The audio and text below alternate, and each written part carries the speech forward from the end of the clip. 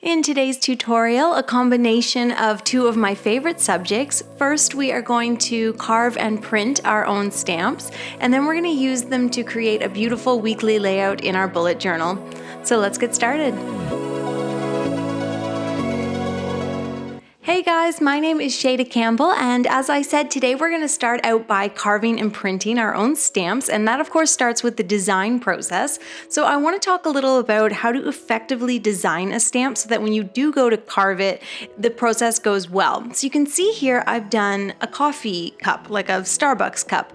Well, first of all, I drew it and it's just a contour drawing, but how would I carve that? Then I drew it with a black marker, and you can see I've used the negative space to sort of stand in as the lines to add the detail. Same with the X and O in the heart. How would I carve an X and an O? You know what I mean? But once I black it out and use the white gel pen, you can see how, okay, that's the negative image that we're going to use to actually make a stamp that will be effective. So you can see here I want to do a flower.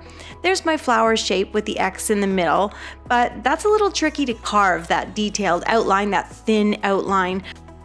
But if I think about designing it with my black marker and then using the white gel pen to add the detail, to add the part that I can actually carve out, it becomes a lot sort of clearer in the mind. So I've got this nice round flower with two petals, a simple enough shape, and then I would be able to carve out a little X in the middle. So I'm not trying to carve a detailed outline or something really thin. I'm thinking simple shapes, especially if you're new to stamp carving. It's not tricky, you just want to give yourself every advantage. Now I'm going to do a little sort of vine because I think that would be really nice in my bullet journal. It will act as a sort of way to separate sections of the page. So when you're designing your stamp, think about keeping things simple. Use a black marker and a white gel pen if you can. I think it'll help you sort of think in that different way where you're not sketching out a contour drawing, you're doing this very graphic image that maybe has some little carved out highlights, and those are what the white gel pen represent. And feel free to use the, images that I'm doing here. As I said, I think that vine or the leaves, they're going to be really nice for using in the bullet journal. So it'll be an effective stamp.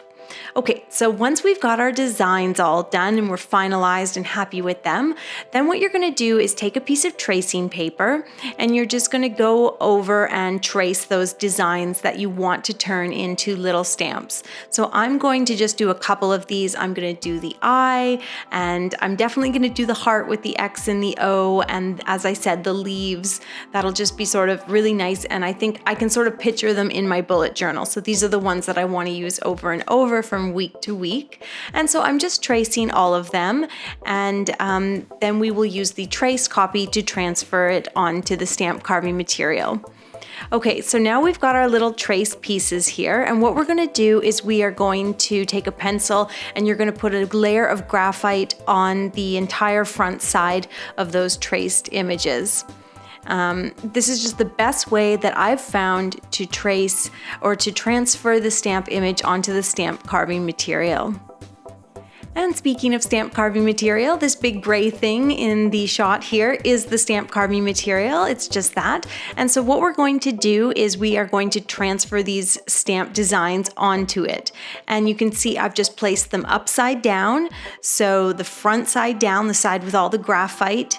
And then I'm going over my design with a nice sharp pencil, and you can see it transfers. Yes, it's a little smudgy, but it gets the job done. And then you can go over it with a pencil, or even better, I don't know why I did this with pencil, you can go over it with a ballpoint pen, like a Bic pen, and that'll create like a very final design that's easily seen and easily carved. So you can see I'm transferring these onto the stamp carving material. The stamp carving material is this really funny sort of thick, malleable, linoleum-based material that's just like sort of like a putty. It cuts really easily. And speaking of cutting it, we're going to use a Lino Cutter, and these are tools that are specifically for stamp carving or lino cutting or block printing and carving, and they have removable blades that are sort of like little shovels, and you sort of shovel out the material and carve out your stamp. Now the tool that I had there is sort of an older one with a wooden handle, but I'm going to be using my brand new one from Speedball. It has a red handle. It comes with all these different blade attachments and they're inside the handle. My sort of Goldilocks blade is the number 2. It's just like not too big and not too small, and I'm using it here, and you can see what I'm doing is I'm just shoveling out the material in order to carve out the stamp design. And you just want to go slowly and carefully, always cutting away from yourself, so never cutting towards yourself because the blade is sharp. And you want to just go in smooth motions so that you do get nice straight lines that are not jagged. And you don't want to try to cut too deeply either. When you go too deep into the material, you're sort of in danger of it ripping and not cutting smoothly. And you'll get the hang of it, and there's nothing wrong with just practicing a bit. Depending on the art store where you buy this material, it should not be expensive. And you can just buy it in big sheets, and you're just making these little stamps. So feel free to practice and get the hang of it, because it does take a little practice. And as I said, that's partly why you want to keep your design simple as well. And you can see I'm just going along here. I do one cut and then shake out the excess material, go in for another cut, trying to do nice gliding smooth cuts that are not too deep into the material. And then once you've carved out your stamp design, you're going to go in with an X-Acto knife and remove the stamp. And I've had the question before, why don't you just cut the stamps out with an X-Acto knife? And the answer is just that you would never be able to achieve the same detail. The lino cutting tools with all their different blade heads and different blade sizes, it makes it really easy as it can be. So there, I've cut out my little heart, and you can see I'm just removing any excess so that I have a nice smooth stamp that is going to print clean. And here you can see you just want to make sure there's no high ridges around the shape of the stamp. And I also wanted to show that when you're cutting out words or detailed bits, you always want to start on one side and then cut in from one side and then cut in again, because where you end, it's naturally going to be a little more jagged, but where you start, you always get a nice smooth bit. So that's just a tip, and definitely doing letters, it's very doable, but again, it just takes practice and patience, and use the number 1 or the number 2 blade, so the smallest blades. Now I'm just using a stamp, an ink pad, to test out my stamps. And I'm just using some scrap paper and sort of an old ink pad, and I just want to see, are there parts of the stamp that don't look quite right? You can see the side of the heart there just has sort of a funny angular bit, so I'll try my best to smooth that out before I do my final test prints. One other thing I should mention is that if you have a detailed stamp like the little eye here that I've done, you want to make sure to leave some of the stamp carving material, so you don't need to cut away the material between every eyelash there. You're just going to end up with a stamp that's too flimsy. So again, that's where the Lino Cutter comes in really handy. You can create detailed stamps that are still have some body and shape to them. And just a little recap on some of these supplies that might be new to you. If you'd like to carve your own stamps, you'll need a pen, pencil, tracing paper, as well as a Speedball Lino Cutter and stamp carving material. And I'm going to link all of those supplies in the video description. I'm also going to give my stencil for some of the stamps that I designed, and those will be available over on my Patreon. All the channel bonus content is available there for just $2 a month, so you can trace my own designs. All right, moving on to the fun part, the printing. So I have my bullet journal here, and I've just got some clips on it so that it stays open while I want to do my stamp printing. And then I've also got some scrap paper, and I'll start with that because I do want to do some more test prints before I put the stamps into my journal.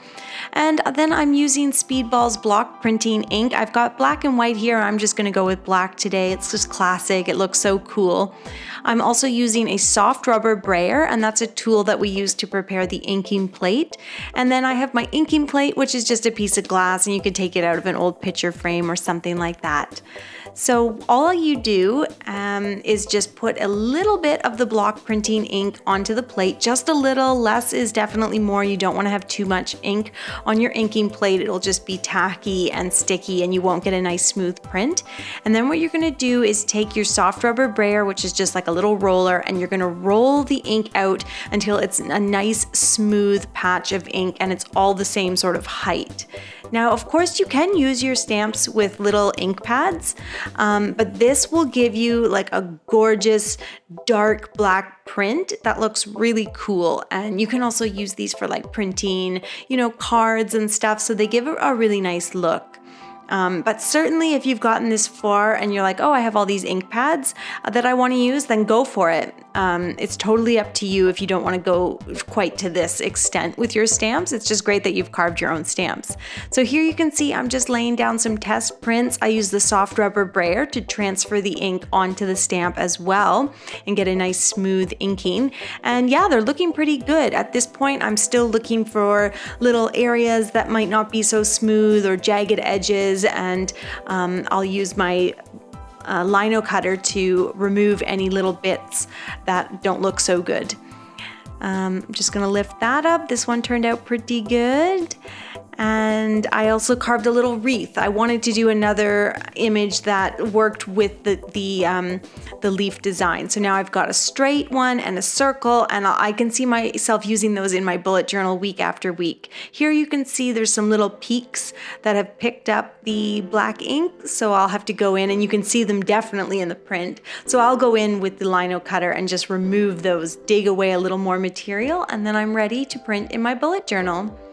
Now, some stamp carving materials are soft enough that you can actually cut them with a cookie cutter, like a round cookie cutter, and that's what I did here to make this love stamp.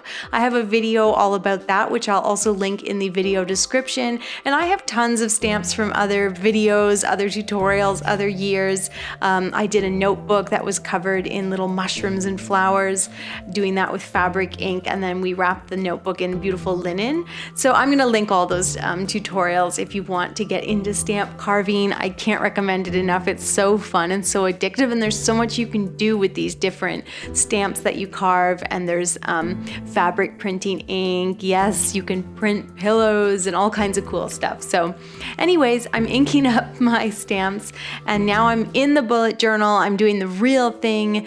Of course, if they don't print perfectly, it's not a big deal. I mean, you could rip a page out of your bullet journal, or it doesn't matter. If the print isn't perfect, no big deal. But these tend to print really well. If the ink is wet and it's not dry and you've got a nice smooth inking plate, you shouldn't have any trouble at all. And I'm just bordering my page with all my little leaf designs, and then I'm adding some of the more whimsical stamps. Now that I'm all done stamping, I'm just gonna let that dry. It takes about 20 minutes, half an hour for the ink to dry. And then I'm gonna go in and create a one-page weekly layout. So I'm just writing May 29th to June 3rd across the top of the page, and then I'm just going to lay out the days of the week and just give myself a nice simple layout that allows lots of space basically for my to-do list. I'm just working in black and white. I might go over the days of the week with like a little gray marker or something, but otherwise I'm doing this very neutral. I just love the way the graphic black of those stamps really stands out on the white page, and so I just kind of want to run with that black and white theme. Okay, and then something crazy happened. I dropped my camera on my page. I know, my good layout that I was almost finished, and it caused this huge smudge. Luckily the camera was okay, so I just covered it with a little bit of ripped paper, and as you guys know, I love using ripped paper in my layouts anyway, so it was all fine, and I just wanted to include that. As I always say, there's like always a way to fix up your mistakes instead of just saying, oh, I have to start over completely. Okay, that's my layout when it's all done. I was super pleased with it, and I will definitely use these stamps in my bullet journal, although there is also tons of other uses for them. Thank you guys so much for watching today. I hope you enjoyed the tutorial. Don't forget to subscribe, leave me a comment, and I will see you next week with a new video. Thanks for watching.